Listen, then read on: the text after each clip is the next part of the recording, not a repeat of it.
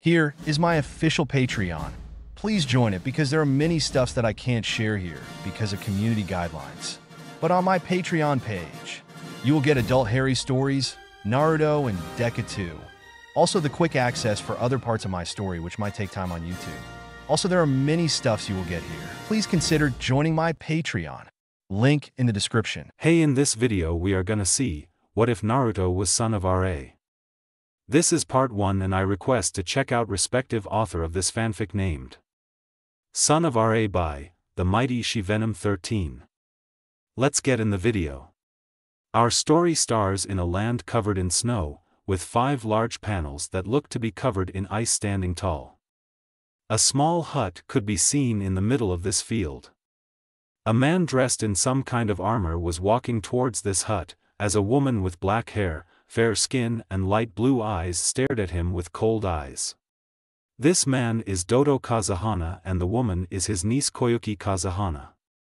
Dodo, walking into the hut, slid what looked like a crystal into a slot and smiled, and a loud humming could be heard. Taking several steps back, he looked around expecting riches to appear but got very angry when the 5 panels just started to glow and slowly the ice and snow started to melt. Snarling, he said, "This is the treasure." Koyuki, watching all of this, said, "Spring." Snarling, he turned to say something to her when a loud masculine voice said, "Koyuki."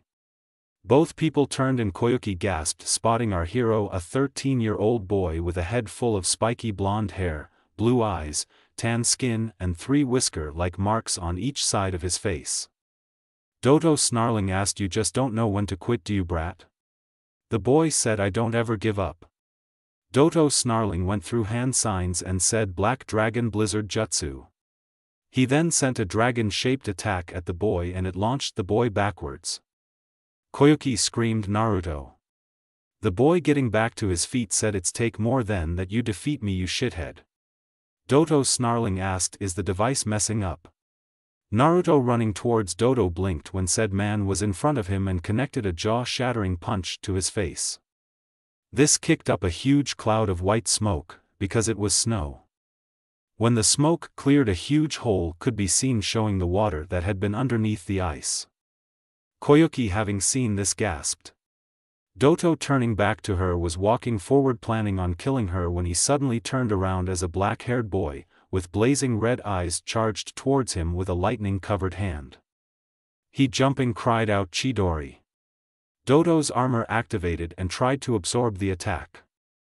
It did absorb most of it, but in the process his armor cracked.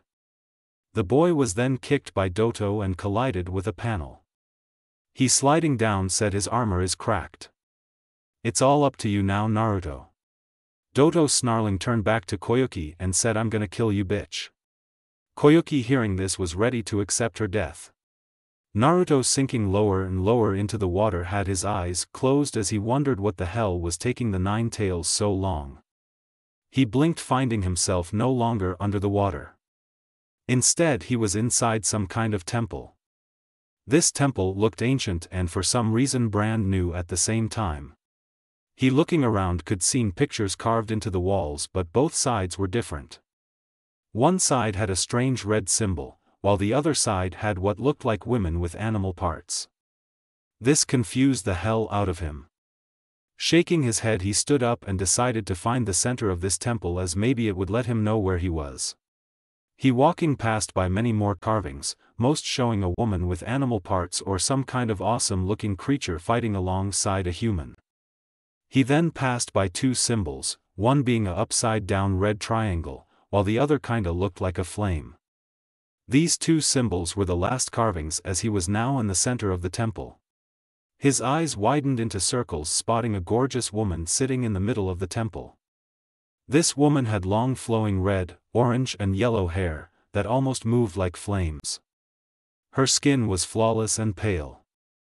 Her face was heart-shaped and made most of the women in his village look like shit. Her eyes were closed so he could see the thick black makeup she had around each eye. Her ears weren't round like his, instead they were pointed and lovely. Her lips, which had a layer of red lipstick on it, were plump and lovely. Her body was like an hourglass, as she had the perfectly balanced body. She was dressed in a black, white and gray kimono, that did nothing to hide her impressive figure. Naruto, realizing that this gorgeous woman could be an enemy or the Kyuubi in disguise, reached for a kunai or shuriken, but blinked as he didn't have a weapon on him or anything besides his clothes for that matter. Gulping, he dropped into a fighting stance and was about to ask who she was, when she opened her eyes to reveal pools of yellow, with her pupils being a mix of red and orange. She, locking eyes with him, shocked him by smiling. She then spoke and her voice was like silk. She had said, "Naruto-chan, my precious child." This statement shocked the hell out of Naruto, before he narrowed his eyes and growled out, "Not falling for this shit again, lady. Get the hell on." The woman, sighing, said, "I assure you I'm not trying to lure you into a false sense of security, nor am I trying to pull the wool over your eyes. I am truly your mother and I can prove it." Naruto, having a dubious look on his face, crossed his arms and said, "Show me this supposed proof." The woman, nodding, snapped her fingers and Naruto blinked as the walls started showing him a video. His eyes widened, spotting the events of his birth, not only revealing who his father was, but the reason the Kyuubi attacked the village. He then watched as his father sealed the fox inside of him, ignoring her begging him not to do so and to seal it inside of her. Naruto, huffing, said, "That doesn't prove anything." She chuckled and said, "Your true birthmark is the star-shaped mark on your left shoulder, and your name in kanji means maelstrom and not fish cake. Also, you have my legendary temper, which also comes with my skills at pranks." Naruto blinked as no one, not even the old man, knew about his true birthmark, as he kept it hidden. His eyes widened as he, with a tremble in his voice, asked, "You're really my?" She nodded and smiled when he glomped her and started to cry into her kimono. She, wrapping her arms around him, rubbed soothing circles into his back and said, "I'm so sorry, my precious maelstrom. Your stupid bastard father ignored my wishes and sealed that mangy fox inside of you." Naruto, crying into her kimono, sniffled out, "Why am I just meeting you, and why didn't anyone tell me?" She answered with, "Because it took this long for my true body to reform, and I have no clue why Kakashi nor anyone else never told you, but believe me, I will find out." Naruto, hearing the word true body, blinked and asked, "What do you mean, true body?" She, smiling down at him, said, "Baby, most people knew me as Kushina Uzumaki, the red-hot bloody pepper, or the Uzumaki death goddess. In reality, that was only a pseudo-form. My true body is Ra, and I'm an ancient Egyptian goddess of the sun. I, since my creation, have gained several more domains, including flames or fire of any kind, water and ice, lightning and thunder, and nature." Naruto had wide eyes, learning that his mom was a goddess. He then blinked and asked, "What does that mean for me?" She, sending him a smile, said, "It means I need to awaken your godly blood, and you have the Mokuton, Hayaton and the Enten." Naruto's eyes nearly popped hearing this. She then asked, "Did you notice the carvings in the temple?" He nodded and she said, "Good, as I have recently discovered 2 more domains of mine and the carvings on the wall depict them. The first domain, the one showing women with animalistic traits, is called poke girls." Naruto blinked and asked, "What's a poke girl?" She smiled and explained it to him and giggled when he blushed brightly. She then said, "The second are called Digimon." She then, predicting his question, explained what a Digimon was to him. He, now understanding, asked, "What does this have to do with me?" She smiled and said, "Baby, I discovered these 2 new domains through my restored connection to you. This means that you most likely have the central digital core inside of you. This means you, my precious maelstrom, have every single Digimon inside of you, making you the most powerful Digimon in existence. You also have the potential to digivolve yourself. I'm going to try and help you activate this part of you so you can finish this mission and have an ace up your sleeve for the upcoming Chunin exams. You also have the perfect poke girl DNA helix, meaning you are essentially a poke girl. Not only are you a poke girl, but you're the poke girl." Naruto, confused, asked, "What do you mean, the poke girl?" She, giving him a motherly smile, said, "Baby, you are the ultimate poke girl, as you have the DNA of every single poke girl in all of time, in every dimension. This makes your potential limitless. If what I'm trying to do right now works, you'll be able to evolve to as many forms as possible and even achieve at the very least 10 legendary forms." Naruto, confused, asked what's a legendary? His mom sighed and then explained what a legendary was. Naruto, with stars for eyes, asked what are you trying to do? She smiled and said flood your chakra pathways with my divine chakra and override the human DNA inside of you, allowing this to happen. Naruto blinked and tilted his head to the side. He then asked, is what you're trying to do gonna hurt? Kushina, squealing on the inside at the absolutely adorable thing her son had just did, said no baby, as you'll be unconscious in your reshaping mindscape, I'm gonna temporarily take over so that your body can adjust and reshape itself to suit your needs. Naruto smiled hearing this and said okay mom. She giggling set him down and covered him with a blanket as his blue eyes slowly closed. She kissed him on the middle of his forehead and said sleep tight my little maelstrom, mama is about to get a princess to fall hard for you. She then gained a very serious look on her face as she added and make a certain Uchiha jealous. She then vanished from the temple as it changed into a beautiful heavily forested clearing, with several animals walking around, or in the case of the snakes slithering around. In the real world, Naruto's body suddenly exploded in a brilliant burst of light. This light shined through the ice, making the advancing Doto turn around. Kakashi, having just arrived with Sakura, was looking down wondering what was going on. Suddenly a figure shot out of the water and landed in front of Sasuke's downed form. This figure quickly became visible and Kakashi shit several bricks. Standing in front of Sasuke, radiating immense power, was none other than Kushina Uzumaki, otherwise known as the Uzumaki Death God. Kushina, ignoring the palpable fear rolling off of Kakashi in waves, set her eyes on Doto and said good, my conversation with Sochi-kun didn't take too much time. Sakura and Koyuki, confused, wondered who this lady was and who was her Sochi. Kakashi on the other hand shit even more bricks as this wasn't just an illusion and Kushina was really in front of him, and she had told Naruto what he didn't know. Doto, snarling, asked who are you bitch and where did that stupid brat go? Kushina, hearing this, said my son isn't a stupid brat you arrogant trash, and as for who I am. She, lifting up her hand, watched as thick roots came out of the ground and wrapped around Doto tightly. She then, with venom in her voice, said it doesn't matter as you're about to die, as I'm about to perfect and demonstrate my child's third original jutsu, this one not meant to deal with perverts. She then snapped her fingers and everyone gasped when several small blue flames appeared and started to circle the trapped Doto. Kushina, closing her eyes, said face judgment and perish for your sins. Uzumaki Hijitsu, Combination Jutsu, Legend of the Ghost Rider Jutsu. Everyone's eyes widened when the flames combined to form a skeletal figure dressed in a leather biker jacket, jeans and chains. This figure had a blue flaming head and blue flaming eyes. This figure looked eyes with Doto and suddenly the corrupt man started to scream as his body slowly but surely started to turn into smoldering ash. When the jutsu ended, Kushina dropped the jutsu and inspecting the results whistled and said Sochi-kun's jutsu is definitely an A rank or above jutsu. She then, turning to the wide-eyed Koyuki, smiled and said pleasure to meet you Koyuki, it seems as my Sochi is quite smitten with you, unlike his fake crush on that pink-haired thing standing by Kakashi. Koyuki blinked and then asked who are you and who is this Sochi you're talking about?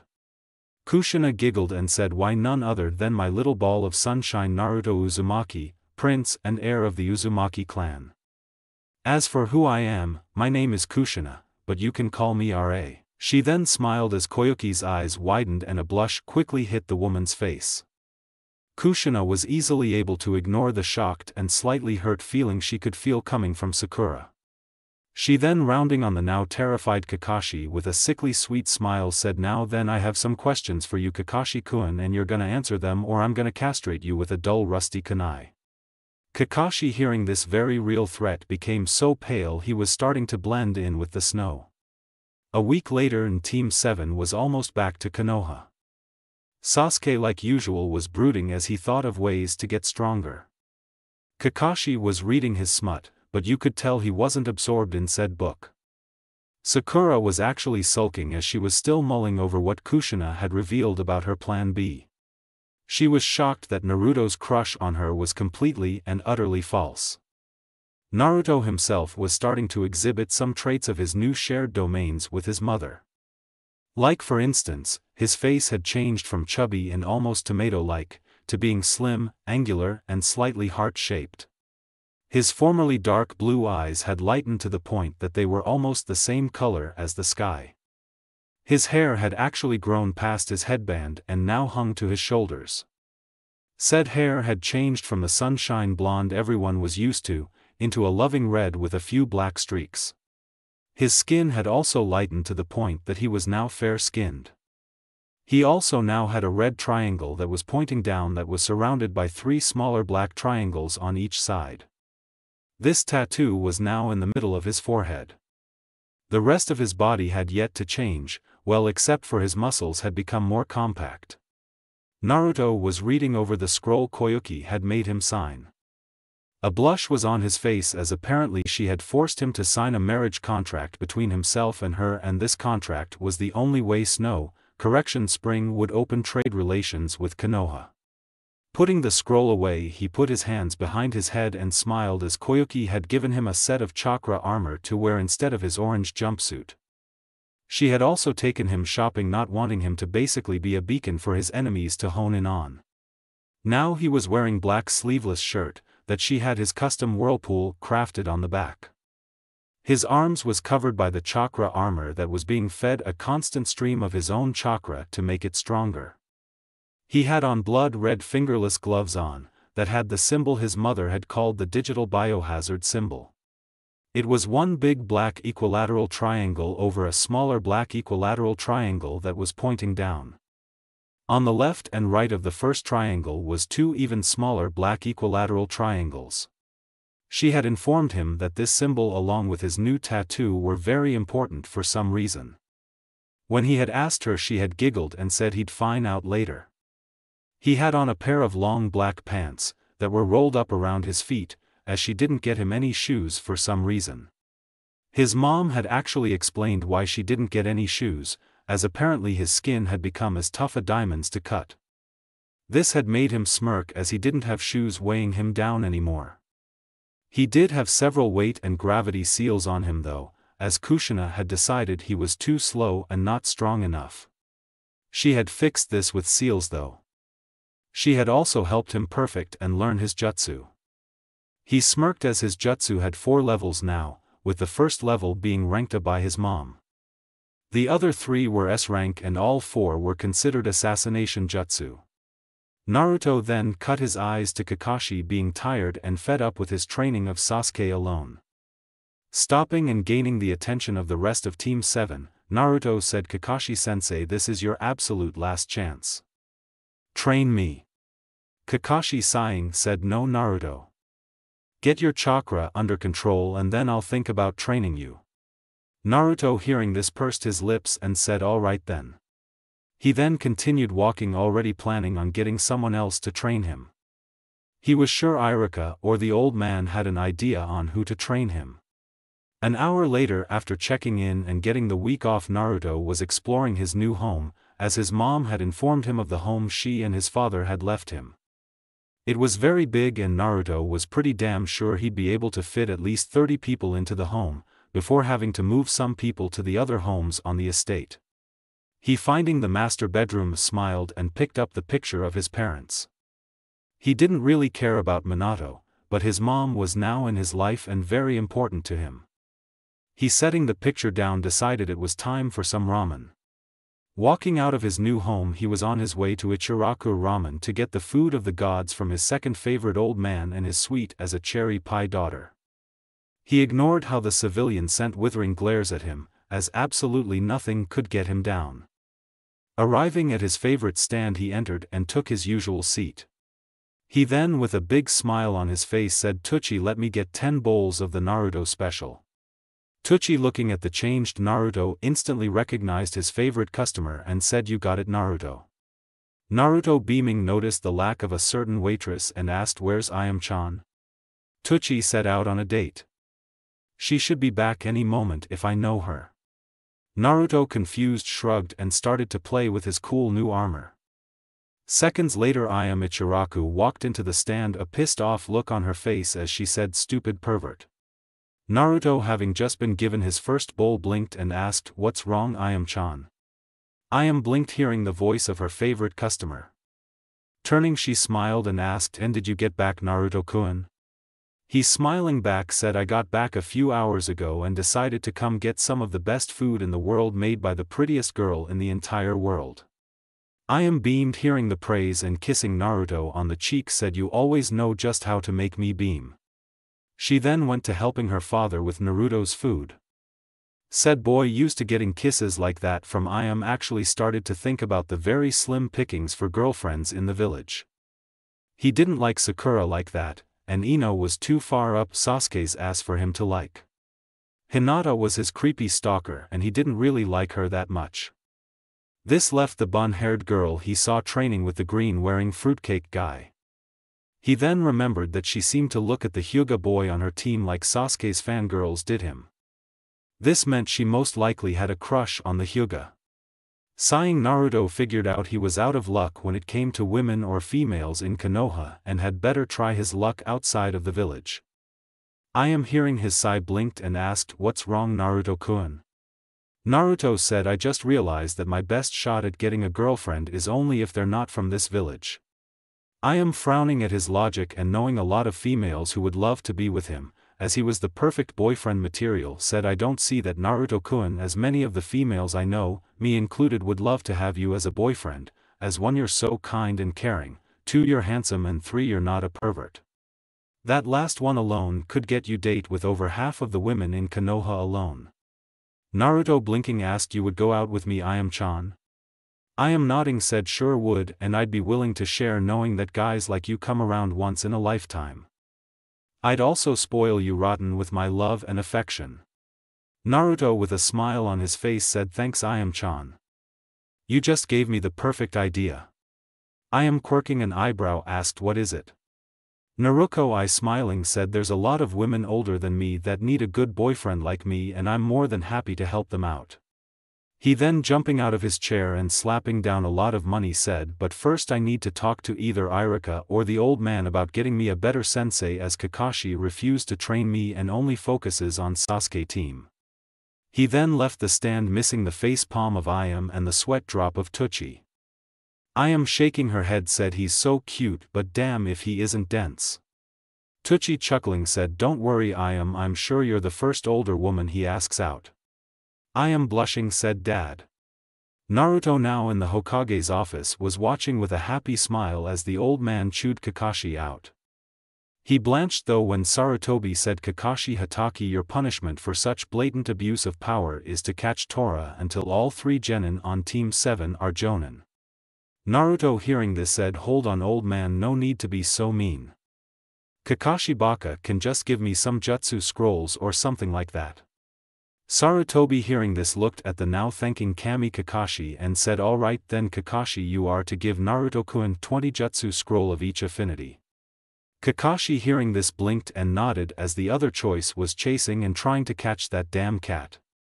Sarutobi then dismissed the man and said, "Now for the matter of your new sensei, Naruto-kun." Naruto was about to say something when the link he shared with his mom became active, and his mom told him that he was going to need a kunoichi as a sensei, as his body was going to go through some changes sooner or later.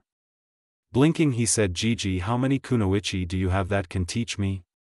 Sarutobi, quirking an eyebrow, asked, "It depends." Naruto, curious, asked on. Sarutobi asked if you want retired or not. Naruto said an active duty kunoichi would be nice. Sarutobi, nodding, already had 3 people on his mind, with one being Anko. He didn't want to do the last one though, as Naruto was already bad enough, but if Anko started to train him, he feared for not only the villagers, but the entire world. The other 2 were Kurenai and Yugao. He didn't know if Kurenai would be able to teach Naruto anything, as she was mainly a genjutsu specialist, while Yugao would have to take time off from her busy Umbu schedule. Come to think of it, Yugao had been taking a lot of missions lately, and Sarutobi knew it wasn't to buy anything expensive. He, with his elderly wisdom, remembered that Yugao had been in a relationship with his most sickly jonin, one Hayate Gecko. Come to think of it, hadn't his foolish son Asuma informed him that Hayate had broken up with Yugao? He then nodded and said, "Alright Naruto-kun, report to training ground 6 in 2 hours, your new sensei will meet you there." Naruto hearing this beamed and was about to leave when Sarutobi tossed him a huge wad of cash and said, "Here, go buy yourself something, as this is your cut of the money from the wave mission that Tazuna-san is just now giving Konoha." Turns out he decided to pay Team 7 the amount of a triple S rank mission. You have in your hands, Naruto-kun, over $6 million.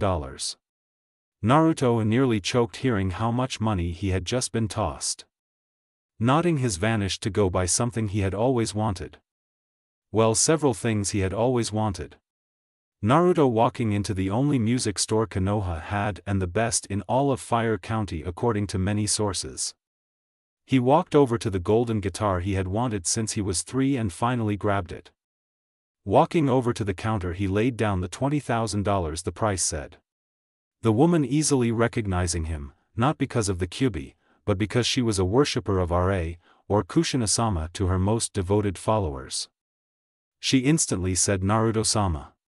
Naruto, confused, asked, "Why did you say sama?" The woman, moving some of her long brown hair, revealed the tattoo of a golden ankh and said, "I am a worshipper of your mother Naruto-sama. It is my duty to know and notice the only child of my mistress." Naruto's sweat dropped hearing this, not knowing anyone still worshipped his mom. He, shaking his head, said, "Okay, strange lady, I'm paying for this guitar now and leaving." The woman hearing this looked at the money Naruto had laid down and pushed it back towards him and said, "No Naruto-sama, I cannot accept this money as it is my honor to be of service to you." A sweat drop appeared on the back of Naruto's head as he asked, "You do realize you're running a business, right?" She, nodding, said, "I am well aware Naruto-sama, but my business is very profitable, thus I can afford to give you things from my store Naruto-sama." The sweat drop got bigger as Naruto said, "Okay, I'm gonna leave now and go buy that cool sword I saw the other week." He then left the shop. The woman, once he was gone, swooned and said, "I was of service to Naruto-sama. I must go get his tattoos placed on my body this instantly in a show of support for Kushina-sama's only child." She then walked out from behind the counter and walked to her shop door. Flipping the sign closed, she grabbed her purse and said, "I'm off." She then left the shop. Naruto, having entered the weapon shop with the cool sword, was happy that it was still there. Grabbing it, he walked to the counter where a rather cute teenage civilian clerk sat. He, coughing to get her attention as she was reading some trashy romance novel, blinked when she looked at him and literally squealed like one of Sasuke's accursed fangirls. He was then glomped by the girl, who said, "Oh my Ra, it's actually you Naruto-sama. Ra said you would enter my shop to buy that katana she had me forged so long ago, but I didn't think it would actually happen." Naruto, now once again having a sweat dropped, wondered just how many people actually worshipped his mom in this village. 2 hours later, Naruto, with his new sword sitting on his hip, had no clue why he didn't leave it home with his guitar, but had the strangest feeling, even though he had never used a sword before, he was going to be terrifyingly good with this one. Shrugging, he walked into the training ground and blinked, spotting his new sensei yet. Shrugging, as this gave him some time to think about which older woman he would try asking out first. He could ask out Kiba's hot sister, but then he'd most likely have to deal with Kiba's whining, and he didn't feel like dealing with that. This sadly also knocked Kiba's equally hot mom out. How about Shikamaru's hot mom? Wait, she was still married to Shikamaru's lazy dad. He had a pout on his face as kept trying to come up with women to ask out on dates. He was so caught in his thoughts he failed to notice his new sensei arrive in a swirl of leaves. The thing was that she wasn't alone. She had 3 other people with her. Yugao, having been told by the Hokage that she wasn't going to have any Umbu mission for a while, but would instead find an eager student to train in training ground 6, had sighed and went to her usual spot, meeting her 3 friends there also. They had, after hearing what she had going on, decided to tag along, as Kurenai really couldn't do anything as her team were all doing their own training, even Hinata. Enko had tagged along as she was just bored. Hana was in the same boat. All 4 females blinked, spotting Naruto, who was still engrossed in his thoughts. Yugao, sighing, spotting one of the most hyperactive but nice kids she had ever met, coughed to get his attention. It didn't seem to work, so she tried again. To no avail. She, getting fed up, walked over with her friends having smirks on their faces and thumped Naruto. This seemed to snap him out of it, and his blue eyes instantly landed on her. Said blue eyes widened, spotting her, and she wondered why. Naruto, looking at his new sensei, thought he had just died and gone to heaven, spotting the simply divine woman in front of him. She had a heart-shaped face that was framed by her spiky long purple hair. Her black eyes shined with a power and intelligence Naruto couldn't fathom. She had a thin layer of light pink lipstick on her perfect lips, and she was dressed in a simple black shirt and a pair of black tights. On her back was a sword that he could easily tell had seen a lot of action. Did he forget to mention, even with the loose-fitting black shirt she had on, he could make out at least D-cup breast, and she most likely had an ass to die for.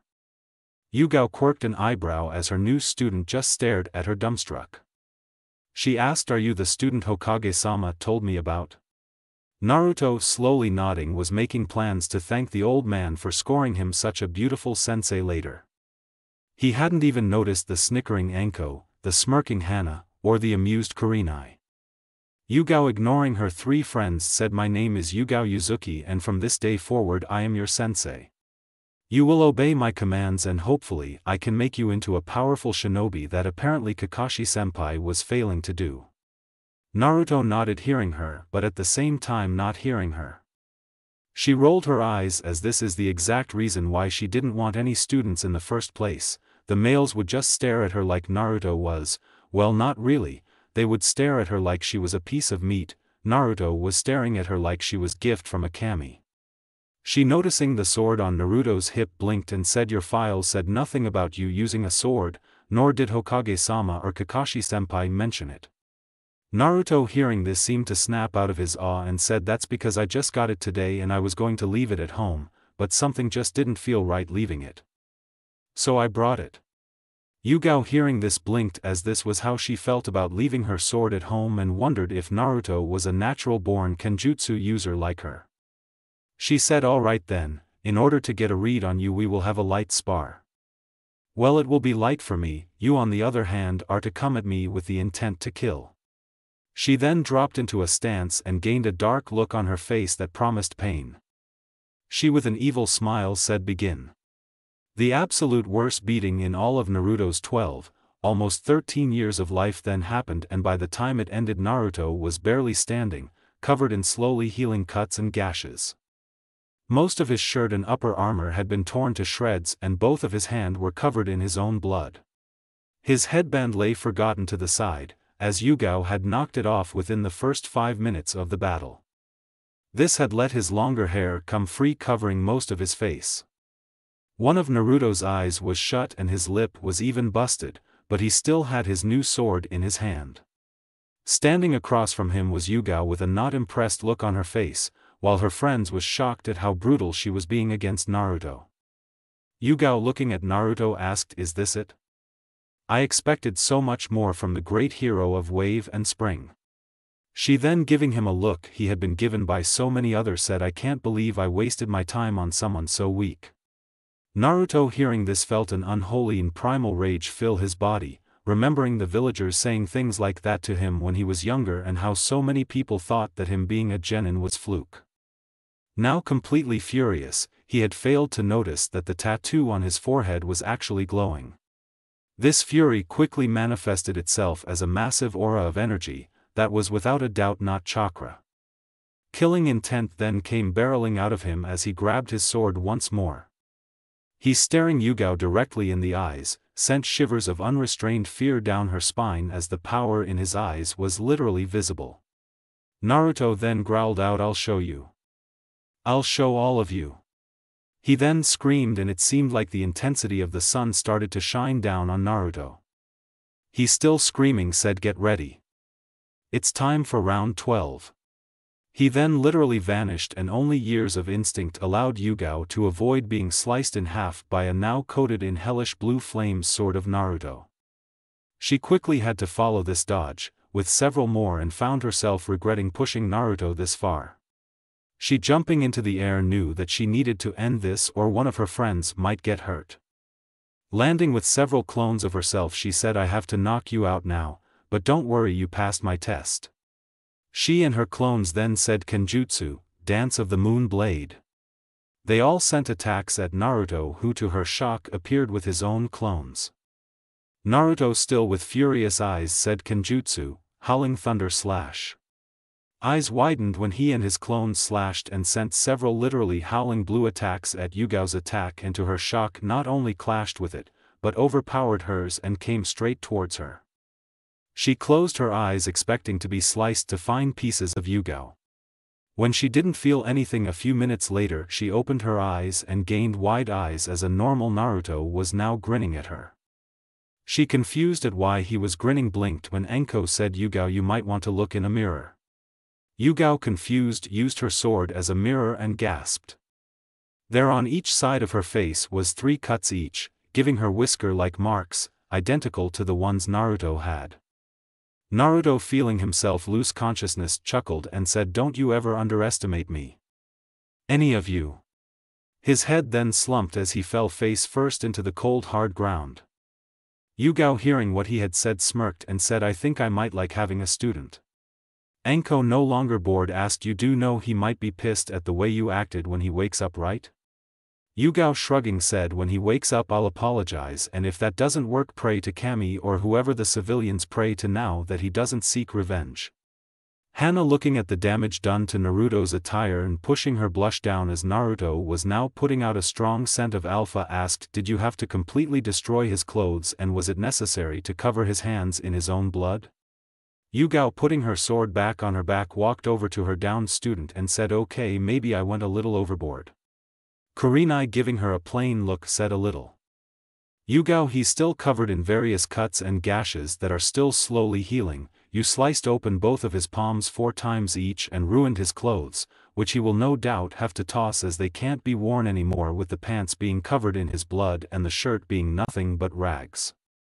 Yugao, sweat dropping, said, okay, maybe Hokage-sama never learns about my little test for him. She then heard a voice that made her pale say, too bad, I already know Jonin Yugao Yuzuki.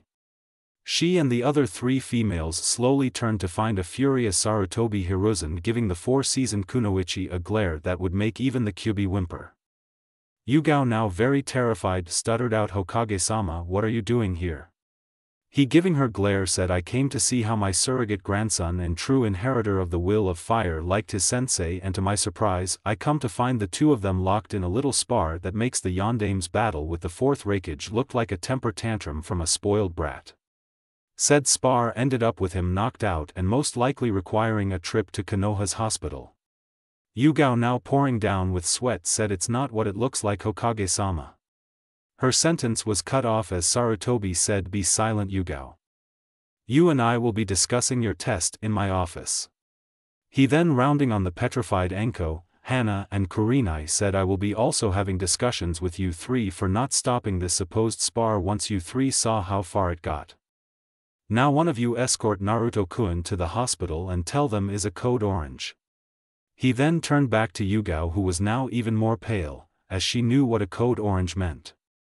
Sarutobi said, now then come, Yugao. He then vanished in a swirl of leaves, while a very terrified Yugao followed in her own shushin. Enko, realizing what Yugao had done, started cursing as the old man was likely going to have her chasing that damn cat for the next 6 months or something like that. Hana, pale, said, I'm gonna go home and have a cup of tea. She then got the hell out of there, simply terrified of the upcoming talk with the Hokage. Kurenai, groaning at what Yugao had caused, walked over to the unconscious Naruto and picked him up. She was pleasantly surprised at how light he was. She then, grabbing his headband, looked down and thought that he was kinda cute, in that raw type of way. She then vanished in a swirl of leaves to take Naruto to the hospital. In the Hokage's office, Yugao was being chewed out like never before by Sarutobi. The man was very pissed at the asinine thing she had done, for several reasons. The first was because of the stupid and brutal test she had given to his grandson in all but blood. The second was because she was supposed to be a jonin and knew better than to do something so stupid. Third was his grandson was the only reason or way Konoha had a peace and trade treaty with the Land of Spring. Fourth, well, the fourth reason was the same as the first and he just felt like he needed to say it again. He winding up said you'd better pray to Kami or whoever the civilians worship now that he forgives you and still wants you as his sensei, or you'll be chasing Tora until you're my age. Yugao hearing this threat felt a very real shiver go through her body, as that was long time chasing Tora. She was about to say something when he said you're dismissed and send in Anko. Yugao nodding walked out of the room to find a waiting Anko. Yugao not being able to hide her fear said your turn. Anko spotting how pale Yugao was started to curse before heading inside of the room. Anko would come out an hour later just as pale as Yugao and looking at the waiting Hana said your turn. Hana gulping walked inside of the room terrified out of her mind. With good reason, as 2 out of her 3 friends looked like they had just seen ghost or death. Kurenai at the hospital with Naruto watched as the nurses finally wheeled the boy into a room. Kurenai walking forward asked how is he? The nurse sending a strong glare at Kurenai said I don't know who attacked him, but if they're ever brought to the hospital I'm going to personally poison their 4 and feed them laxatives. Naruto-kun's hands are very raw and he's gonna be wearing bandages on them for the next month at least. He's completely out of chakra, which has never happened before. His cuts and gashed have been covered but are still slowly healing, which is strange considering his condition and how quickly he normally heals. Kurenai flinched hearing all of this and asked is he awake? The nurse sighing said sadly he is, so we had to strap him down to keep him from trying to escape. Kurenai knowing that she had some time to kill before she was called before the Hokage said can he have visitors? The nurse nodding said sure. Kurenai hearing this walked inside of the room and spotted Naruto strapped to the bed covered in bandages. His blue eyes locked on her and she watched the same look he had when he first saw Yugao appear. She wondered why he looked at her like that. Naruto once again finding himself in the company of a gorgeous woman wondered if this was karma finally coming around. Kurenai ignoring this asked how are you feeling? Naruto blinking said like I went toe to toe with another member of the 7 swordsmen of the mist and won. Kurenai quirking an eyebrow asked you went toe to toe with a member of the swordsmen of the mist? He nodding said I'm not surprised no one has heard of Team 7's first mission outside of the village yet. He smiling said if you unstrap me I'll be glad to tell you the story. Kurenai rolling her eyes said I'm not removing the straps. Naruto pouting said fine. He then started telling her the story of Team 7's first mission outside of the village and by the time he had finished he hadn't even noticed that the straps had actually been removed by a nurse finding all of his wounds finally healed. Kurenai having been enthralled in his story asked what happened to Haku's body and what did you do with Zabuza's sword? Naruto smiling said I buried Haku's body in a clearing not far from Tazuna's home so that I can always remember the person who gave me the true reason to become Hokage and get as strong as possible. As for Zabuza's sword, I had a spare sealing scroll so I sealed it in it and hid the scroll somewhere in my former apartment. Actually it's now hidden in my new home. I should probably find someone to give it to. Kurenai amazed by the story asked why don't you use it yourself? Naruto said because it weighs more than I do and lifting up almost tired me out. Kurenai hearing this giggled and Naruto swooned as her laugh sounded like an angel's laugh. Kurenai noticing this asked why are you staring at me like that? Naruto blushed and said I have no clue what you're talking about. Kurenai rolling her eyes glanced at the clock and knew it was her time to face the wrath of the Hokage. Getting up she said well I have to go now, but it was nice talking with you. Naruto hearing this gained wide eyes and before his mind could stop him he cried out wait. She turned to him and asked what is it? Naruto blushing once more decided to go for it and asked would you maybe kinda like to go out for some dinner or lunch sometime? Kurenai blinked several times and gained wide eyes as Naruto had just asked her out. Her mind quickly started having a small-scale war trying to figure out if she should or not. One side wanted to turn him down because of how much younger than her he was. The other side wanted to say yes, as he was kind boy and rather cute, plus the story he had just told her was amazing and captured her attention. One last side, agreeing with the side wanting to say yes, figured that if she went out on date with him the Hokage would go easy on her. Naruto looking at her was wondering why she hadn't responded yet. Kurenai, coming a decision, smiled and said sure. He, hearing her say yes, smiled brightly and said awesome. I'll pick you up tomorrow and I promise we'll go somewhere besides Ichiraku's. He then, with his returned energy, ran out of the room with a bright and happy smile on his face. Kurenai, giggling, said he didn't even find out where I lived. Shook her head as she now had to face the music, as the Hokage was most likely waiting for her. The next day, Naruto, walking towards Training Ground 7, was ready for some training with Yugao so then he could catch lunch with Kurenai.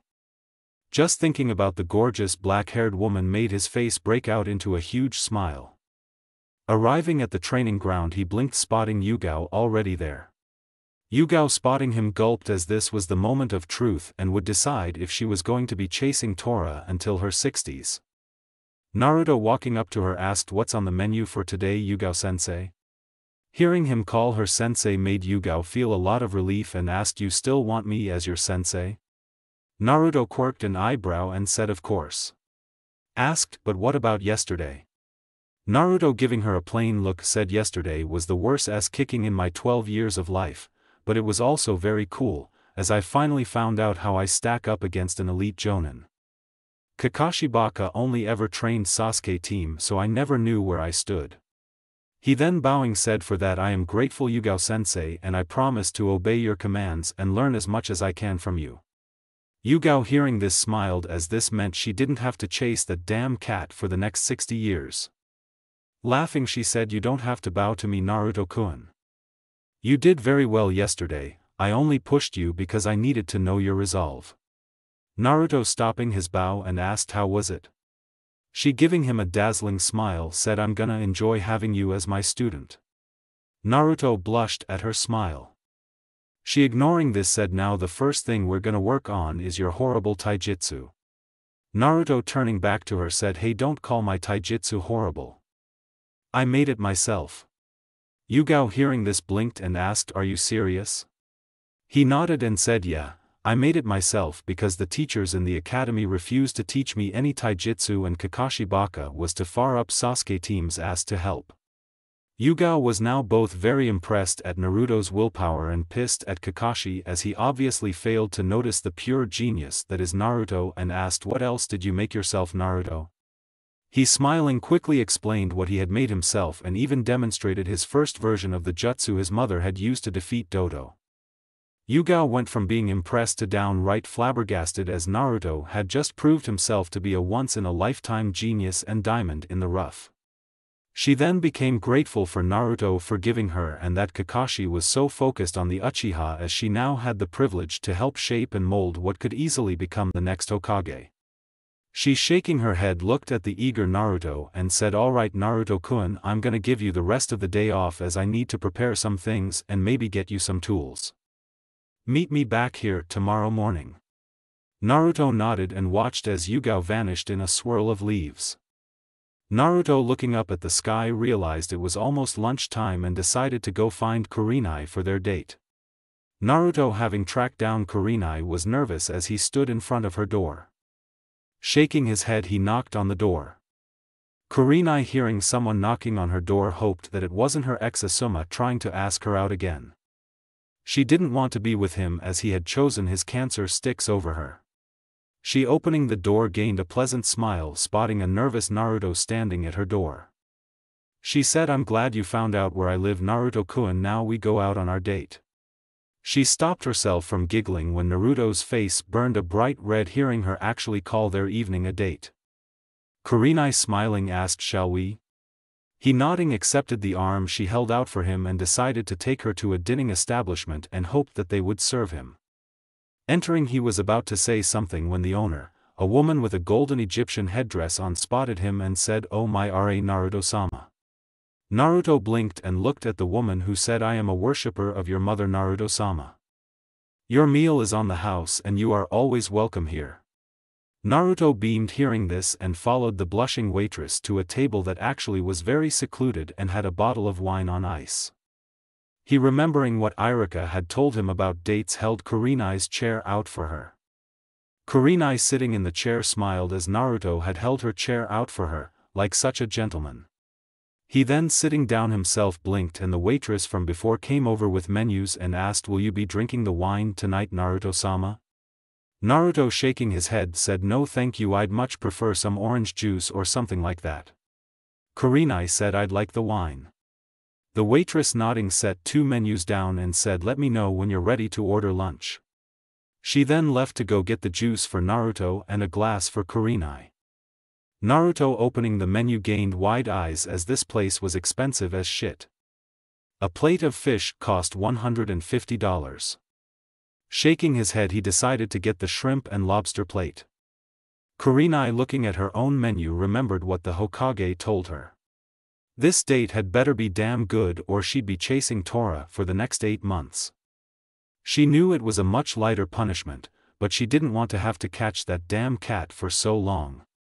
She then decided she would get the steak and lobster plate. Sitting her menu down she decided to make some small talk and asked, so what made you ask me out? Naruto blushing said, a couple of reasons. Kurenai curious asked, what are they? Naruto blushing darker said, well, first because you seemed like a nice person. Second, you're extremely pretty. Third, Ayam-chan pointed out to me that I'm apparently a good catch and that instead of going after girls my age I should shoot for older women. Kurenai quirking an eyebrow asked, so you asked me out to lunch because I'm an older woman?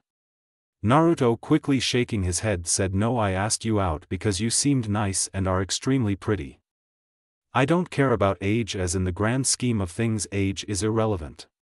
Kurenai blinked hearing him say this and a smile worked its way on her face as she said, so the fact that I'm your senior by at least 12 years is irrelevant to you. Naruto nodding said, as ninja we take dangerous missions every day that could cost us our lives, and if love can be established while amongst the living, the age of the 2 components is irrelevant, as love is timeless and crazy and stupid and blind. He then scratching his chin said, well, that's what Gigi told me when I was little. Kurenai giggled hearing this, as that was true among all ninja. Their lunches then arrived and the 2 started to eat, while still making small talk. 2 hours later Naruto, having walked Kurenai back to her place after their date, was walking along thinking about what he could do as he had some time to kill. He was thinking maybe he should go find Shikamaru or someone and hang out like the old times. His plans were suddenly stopped as Konohamaru appeared and said, yo boss, teach me a jutsu. Naruto looking at his self-proclaimed rival for the Hokage hat pondered if he should or not. He then decided he should, as he nodded and said, alright Konohamaru, follow me to a training ground and I shall teach you a new jutsu. Konohamaru nodding eagerly followed Naruto to training ground 8. Naruto once in the training ground was wondering what he should teach Konohamaru when he got the idea to show Konohamaru the other jutsu floating around in his head. Creating a single shadow clone he had it walk to the middle of the field. Naruto then thinking back to the hand signs he saw Sasuke do for his fireball jutsu, stopped on the tiger hand sign. Nodding he started to slowly move through hand signs as Konohamaru watched with eager eyes. When he got to tiger, Naruto pulled his hand back and said, fire style, dragon of the mortal flame jutsu. He then thrust his hand forward hoping that it would work. His hope was answered as from his hand a huge dragon made entirely of flames shot towards the wide-eyed clone. Said clone, not wanting to die, blurred through hand signs and said, water style, dragon of the crashing tides jutsu.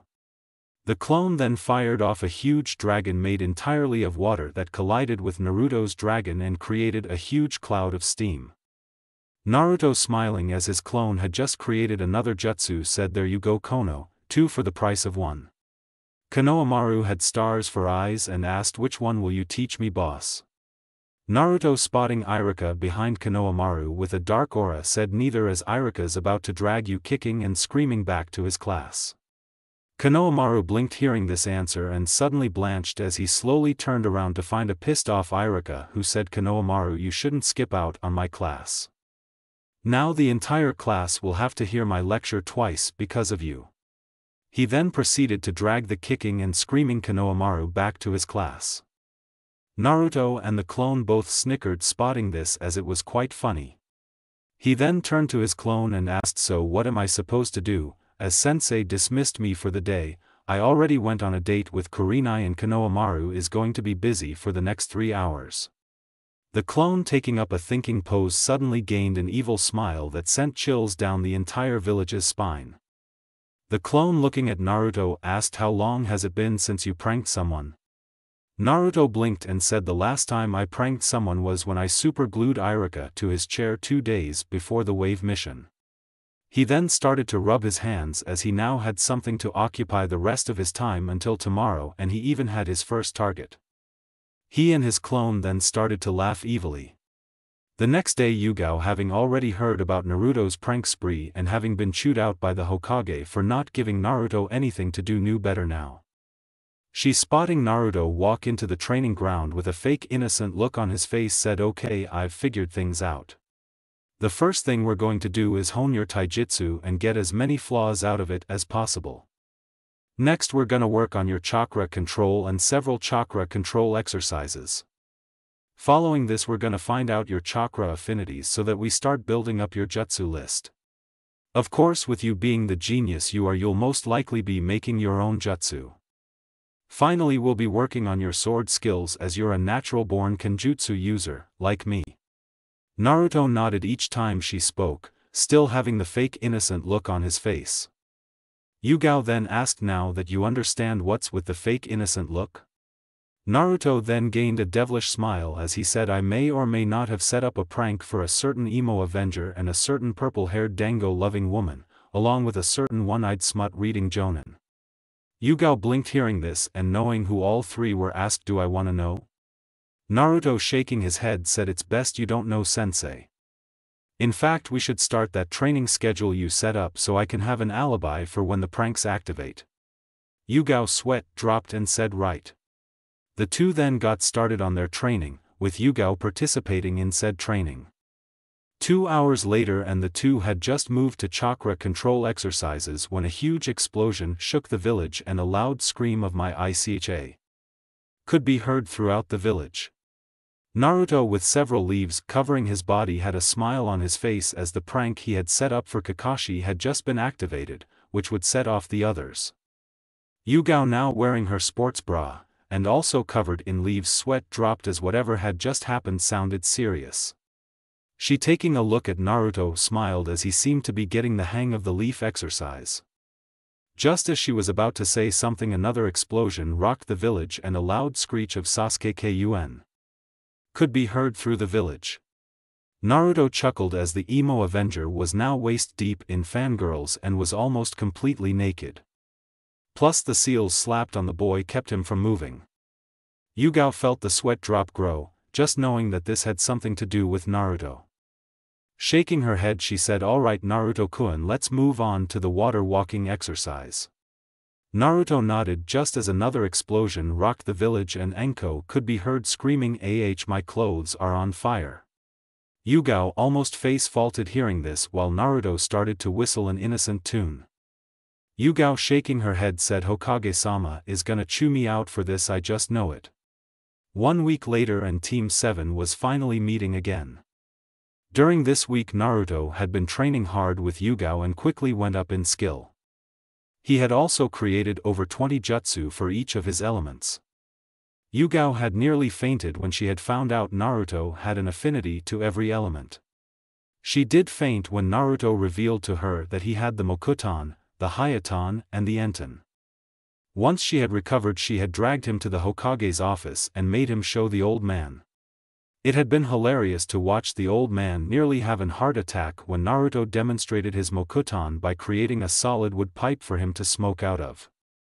After that, Naruto had gained another sensei in one Yamato, and man was he creepy. He had some kick-ass jutsu and helped Naruto create some new Mokuton jutsu, but the man was a creep. He had also gone out with Kurenai several more times and the two of them were officially a couple. Naruto still couldn't fathom how he had managed that. He also found it hilarious that Irika had called him the man for landing Kurenai. What Naruto had really liked was that Kurenai and Yugao had worked together to get him some more durable clothes, as he didn't feel like walking around in his chakra armor all day.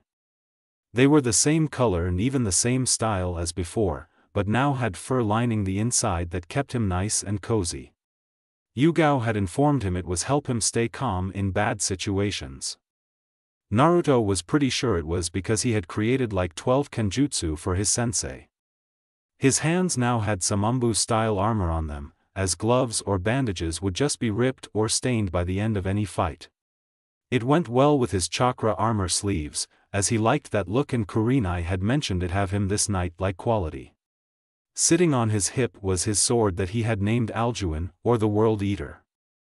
He had named his sword this mainly because he wanted it to be able to instill fear in his enemies and be the last thing said enemies saw before their world was consumed by blood and darkness. He had honed and refined his kenjutsu and taijutsu. His taijutsu style had been named and it was called Chaos Fist. Yugao had said it fit. His kenjutsu style on the other hand had been named Thursday Kurenai had found the term while looking up names for his sword in the library. It meant shout in the language of the dragon. Again it had fit. Another thing that Naruto liked was that he could now play his guitar smoothly and Kurenai had informed him that he could use it to place enemies in genjutsu. His chakra control had also improved, not so much that he could the regular clone jutsu, but he could do some E-rank jutsu. He had also gotten his first real kiss from Kurenai. It had been after their third date and Asuma had shown up and insulted her multiple times. Naruto had in turn defended her and pranked the hell out of Asuma. Last time he checked the man was still trying to get the green out of his teeth. Kurenai had grabbed him when he walked her home and pulled him into a soul-searing kiss that had him seeing southern constellations. She Venom Pierced the Veil song, really good song by the way. Short though. Anyways, he walked into Training Ground 7 and snickered, spotting Sasuke with a very angry look on his brooding face, as his innocence had been forcefully taken by his fangirls. Naruto cutting his eyes to Sakura blinked as the girl seemed to not be paying attention to the resident emo Avenger. Kakashi of course wasn't there yet, so Naruto had at least an hour to kill. Closing his eyes he started to meditate and was focusing his chakra to the tattoo on his forehead, trying to see if he could get it do anything. He failed to notice Sasuke noticing him. The ever-arrogant emo, spotting the person responsible for him being raped by his rabid fangirls, glared and said dope. Naruto easily ignored Sasuke, as he was focused on trying to get his tattoo to do something. Sasuke growling said once more dope. Again he was ignored as Naruto was absorbed in whatever he was trying to do. Sasuke now pissed said dope. Naruto finally registering the fact that the arrogant emo Avenger was trying to get his attention. Cracking open an eye he asked, "What is it that you want, team?" Sasuke glaring at him said, "I know it was you who pulled that prank on me and I will get you back." Naruto giving him a plain look said, "Team, I was training with my sensei when the prank happened. I was nowhere near you when it happened, so I find your theory flawed." Sasuke growling said, "It doesn't matter if you find my theory flawed, dope. I know you pulled that prank and I was training with Kakashi-sensei all week." Naruto rolling his eyes said, "Kakashi no Eki is only my team sensei. My true sensei has been training with me since we got back from spring." Sasuke and Sakura hearing this both blinked, and before the now very jealous Sasuke could say anything, two poofs of smoke happened, making all three genin turn to them. When the smoke cleared, Naruto smiled, spotting Yugao glaring at Kakashi, who was once again reading his smut. Kakashi ignoring Yugao's glare coughed and said, "Alright my cute little genin. Today we're doing something very special. We will be sparring with another team." Sasuke blinking asked which team and why. Kakashi turning a page in his book said, "So I can see just how strong you three are in Team 8. Naruto blinked hearing this, as Kurenai was the sensei to Team 8, plus Hinata his creepy stalker was on that team. Sakura with her eyes on Yugao asked, "Who is that and why is she here?" Kakashi was about to answer when Yugao said, "My name is Yugao Yuzuki and I'm here to make sure Kakashi Nobaka doesn't try to copy any of my students' jutsu, or anyone's jutsu for that matter." Sakura blinking asked, "Who is your student Yuzuki-san?" Yugao smiling with obvious pride pointed directly at Naruto and said, "My once-in-a-lifetime genius student is one Naruto Uzumaki." Naruto blushing at Yugao's praise said, "Sensei. Yugao giggled, shocking Kakashi, and said, "Stop being so modest, Naruto-kun, and it's so easy to make you blush." Naruto, huffing, asked, "When will this spar session happen?" Kakashi I smiled as teammate walked in the training ground with Kurenai and said, "Now." Half an hour later, Naruto was in no way shocked or surprised to find himself standing across from Sasuke, who for some reason had the most arrogant smirk on his face. Kakashi, still reading his smut, said, "Alright, this the last spar of the day, and it's Naruto versus Sasuke. I or Yugao will call the match to an end and you will obey our commands." He then, flipping a page, asked, "Understand?" Naruto, nodding, said, "Sure Kakashi no Eki." Kakashi ignored Kurenai and Yugao giggling at this and asked, "Do you understand, Sasuke?" Sasuke, nodding, said, "I understand perfectly, sensei." Kakashi, nodding, started the match. Sasuke, dropping into his fighting stance and activating his Sharingan, said, "Alright Dobe, get ready for me to repay you for the stupid prank." Naruto, dropping into the Chaos Fist, rolled his eyes and said, "I already told you that I couldn't have pulled the prank as I was busy training with Yugao-sensei." Sasuke, snorting, said, "I don't believe you, Dobe, and I'll beat the truth out of you anyway." He then dashed forward at a pretty good speed. Too bad for him, Naruto had been training with Yugao and was easily able to keep up. So, blocking Sasuke's punch, he responded with a gut-wrenching kick that sent Sasuke flying back. Sasuke, holding his stomach, glared at Naruto and asked, "How did you do that, Dobe?" Naruto, I smiling, said, "Trade secret team." Sasuke, growling, charged towards Naruto and before long to Sakura's, Kakashi's, Kiba's, Shino's, and Hinata's shock, Naruto was easily defeating Sasuke and wasn't even struggling to do so. Sasuke, now pissed, said, "Enough playing games, Dobe. Stop this." He then blurred through hand signs and to Kakashi's shocked shot a fire dragon at Naruto. Naruto, noticing this, put his hands in the tiger hand sign and thrust his hand forward. Yugao beamed when Naruto fired his new and improved dragon of the Mortal Flame Jutsu. Now the dragon wasn't the color of regular flames, but was completely red, increasing its power. Naruto's dragon swallowed Sasuke's jutsu up like a midnight snack and was heading directly for the wide-eyed Sasuke until it veered off and shot into the sky. Naruto, ending his jutsu, glared at Sasuke and asked, "What the hell, team?" Sasuke, growling, was about to go through more hand signs when his hand was suddenly wrapped in chains and he was forced to his knees. Naruto, appearing with a kunai pressed to his throat, said, "Yield, team." Sasuke, snarling, grudgingly surrendered, making Naruto the victor of the battle. Kakashi, shocked that Sasuke had used such a jutsu on his teammate, glared at the boy. Yugao, on the other hand, was literally glowing with pride as her student had easily defeated the Rookie of the Year. Kurenai, with a smile of her own, was proud of her boyfriend at not only holding his own, but easily defeating the Uchiha. Kiba, with wide eyes, asked, "Whoa Naruto, that was all kinds of awesome." Shino, nodding, said, "That was most impressive, Uzumaki-san." Hinata, poking her fingers together, said, "Naruto-kun." Sakura was beyond shocked at what she had just witnessed. Naruto, walking over to his spot, picked up the tag and no one had seen him placed, and Sasuke felt the chains vanish. Naruto, putting the tag back in his pocket, smiled and said, "Thanks." Kakashi, still glaring at Sasuke, said, "Alright then. Now that you've all sparred and Yugao can give her evaluation to the Hokage, I guess I can give Team 7 the permission slips for the Chunin exams." He then did so, and Naruto, looking at it, didn't even hesitate to fill it out. Kurenai did the same for her students, and Yugao, still smiling with pride, said, "All of you are dismissed, and if you're taking the exams, show up at the academy and get to room 301 at 10 o'clock. All three Jonin then vanished, but not before Kurenai informed Hinata that the two of them needed to talk later. Naruto, once the Jonin were gone, decided to go find Konohamaru, Moegi, and Udon and teach them some jutsu. He then walked off, ignoring Sasuke sending a heated glare at him and Kiba calling out to him, telling him to wait up. A few minutes later, Naruto could be seen walking beside Kiba as the two of them searched for the Konohamaru core. The two were talking about old times and Naruto's training.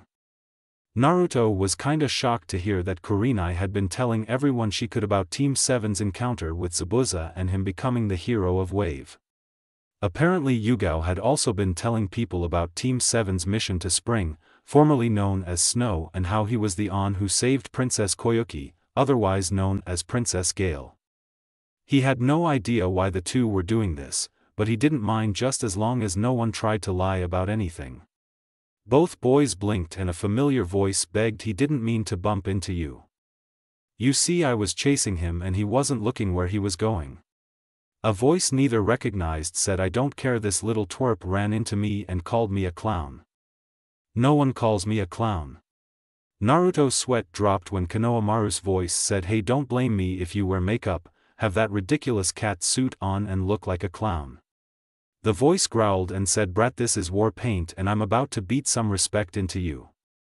Naruto, sighing, literally vanished, making Kiba's jaw drop. He appeared with his sword held against the boy holding Konohamaru's throat and said, drop Konohamaru and I don't find out if you can imitate a headless chicken. Kankuro, shitting himself as this new kid had literally come out of nowhere, dropped Konohamaru, who had stars for eyes, as he said, whoa, cool boss. Naruto ignored Konohamaru's reaction and vanished again. Appearing in front of Konohamaru with his sword back on his hip, he got a good look at Kankuro. Instantly Naruto agreed with Konohamaru, as the boy did look like a clown. His eyes then caught a hint of blonde. Moving his eyes from Kankuro, a blush instantly stained Naruto's face, as standing behind Kankuro to the right was a gorgeous blonde bombshell with her hair up in 4 pigtails. Temari, checking Naruto out herself, could tell that this boy was fast, and obviously skilled, as he had gotten behind Kankuro without either noticing. Naruto, shaking his blush away, set his back on Kankuro as he started to take whatever was on his back off. Temari, also noticing this, asked, you're not about to do what I think you're going to do, are you? Kankuro, now pissed, said, this blonde shit asked for it. Naruto, rolling his eyes, said, actually, Clown-san, I just saved your life, as harming the grandson of the 3rd Hokage would most likely have ended with you being dead and Konoha declaring war on Suna. Personally, I would have led the charge, as he may be a brat and nuisance at times, but he's my little brother and anyone who harms him will have to go through me first. Konohamaru, hearing this, beamed, while Kankuro once again shit his pants and asked, that little twerp is the grandson of the 3rd? Naruto, nodding, said, yes. Now your friend in the tree seems to be mighty upset with you. Kankuro and Temari both blinked but blanched, and a cold monotone voice said, Kankuro, you're an embarrassment to the village. A swirl of sand then happened and Gaara appeared. Kankuro, shaking, said, but Gaara. Gaara, not hearing it, said, shut up or I'll kill you. Kankuro shut his mouth.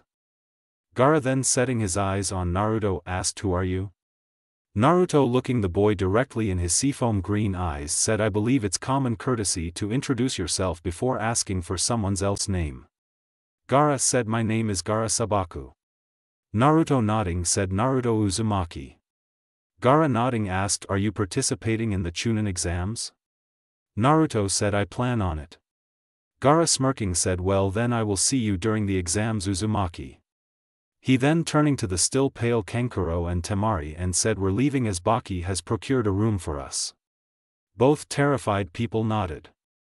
Naruto's blush came back to his face when Temari turned around and he got a look at her backside. He said, wait. All 3 Suna ninja turned and Naruto asked, I didn't get your name. Gaara, blinking, didn't understand, and Kankuro, thinking that Naruto was talking to him, smirked and said, Kankuro Sabaku, and I dash. He was cut off by Naruto, who said, not you, clown boy, I meant the cute blonde. Temari blushed darkly hearing him call her cute and said, Temari Sabaku. Naruto, hearing this, felt his blush darken as he asked, desert flower? Temari nodded, and Naruto, without thinking, said, damn, whoever named you must have known you'd grow up to be so pretty. Temari, hearing him once again compliment her, blushed harder and walked away with her siblings, a confused Gaara looking between her and Naruto, and a pissed Kankuro mumbling about being called a clown again. Naruto, once the group was gone, turned to Konohamaru, Moegi, and Udon and said, all right, you 3, come on. I haven't taught you a jutsu in a while and I intend to fix that. All 3 kids gained stars in their eyes and cheered. Naruto, setting his eyes on Ino, who was looking at his entire, said, thank you for sticking up for Konohamaru, Ino.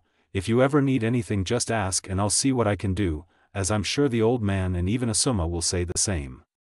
He then turned and walked away with 3 eager kids trailing closely. Ino, staring at him as he slowly vanished, asked, "Was that Naruto?" Kurenai, having already listened to Yugao's report on both teams, was now sitting across from Hinata, wondering how to approach the subject she wanted to talk about. A part of her just wanted to be blunt and tell Hinata that she was now dating Naruto and that the Hyuga heiress needed to stop stalking him as it was fucking creepy. Another part of her knew she needed to break the news gently and maybe get Hinata to start liking Shino, who obviously had feelings for the Hyuga heiress. The third and final part of her was not actually thinking about the talk she was about to have with Hinata. It was focused on the talk she had with one Aya Michiraku the other day. Here comes a flashback.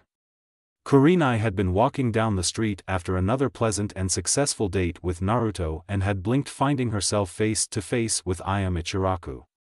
Kurenai knew who she was because Naruto had told her about the ramen waitress. She had no clue why Ayam was giving her such a stern look, but it made Kurenai feel nervous.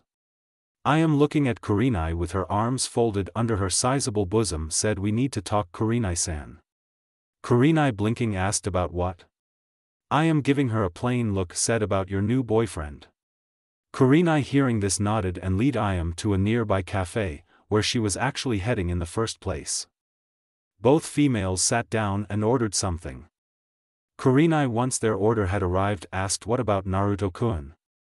Ayam, sipping her black tea, said, "I'm sure you know about how hard he's had it and how much utter bullshit this village put him through, just because had something done to him against his will." Kurenai nodded, as she did indeed know about this. Ayam, spotting this, took another sip, said, "I'm also sure you know just how much this village owes him." Kurenai nodded again, as Konoha owed Naruto too much in her mind, and anything they did to repay him was barely scratching the surface in what they should be doing. Ayam, spotting this nod, also said, "I'm not sure you're aware that Naruto-kun is literally the closest anyone in this village will ever get to meeting another god." Kurenai, hearing this, blinked and said, "I was not aware of this." Ayam nodded and said, "I'm sure you weren't.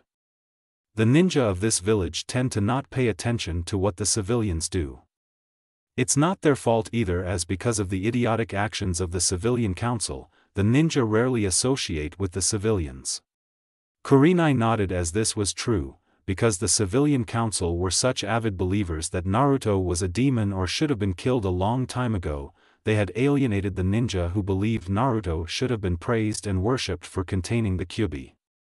Ayam said, "What most of the village hasn't realized is that about 20-something years ago a goddess walked amongst us." Kurenai's eyes widened hearing this, and she asked, "Really?" Ayam smiled and said, "Yes. The goddess is currently still being worshipped by most of the civilian populace. Her goddess name is Ra, Egyptian goddess of the sun.